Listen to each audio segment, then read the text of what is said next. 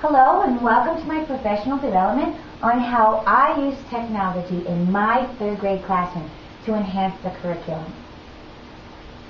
The first and foremost thing that I use with 8-year-olds is PowerPoint. I know. We've all been there.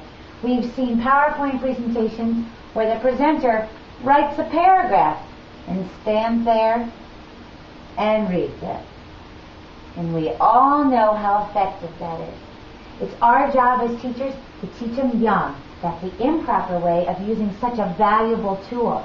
And let me tell you why that's better than doing research projects and papers where they have to write it out on hand or type it up on the computer in a Word document. Classifying facts, so much easier. Instead of saying, Johnny, here, erase this from paragraph 2 and put it in paragraph 5, or, oh, these 2 sentences, they need to go somewhere else. They don't fit in this paragraph. That is frustrating, and kids do not want to write their paper 10 times over, as we wouldn't want to do it either. So classifying facts into categories outlined by slides is the perfect way to motivate kids how to learn that skill. Creating a logical flow, super easy. Click and drag. Better than having the kids erase the paragraphs and move them around. Paragraph writing versus bulleted writing. This is important. Bulleted notes belong on a PowerPoint slide. Paragraph does not. But then where do we have the kids write paragraphs? That's an important third grade skill. You know where you do it? In the presentation notes underneath the slide. That way, when you print out their presentation, they have the bulleted notes on the slide that the viewer can see. And they read their personal paragraph that they wrote, including those facts, aloud to the audience. That way, they can include their personal voice. And it's not boring for the reader. I didn't even talk about the research skills that you need to use in order to do a PowerPoint presentation, but you get the idea. Typing skills, extremely important for us to learn and teach young. Also their presentation skills, important. We've all seen those presentations where the kid holds the paper up in front of them and they talk real slow. And it's so hard to grade because they did put all their effort in, it just didn't show.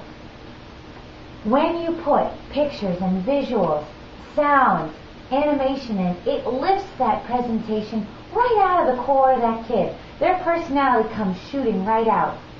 And you can teach them that there's no such thing as too much animation. They know, and they'll follow those directions. No more begging your kid, please do your research, please. They're going to be begging you to do their projects. I promise you that. Okay, so you did a PowerPoint. Woo, done? Finished the race? Sorry. Now it's time to showcase their talent. And what better way than to create a photo story?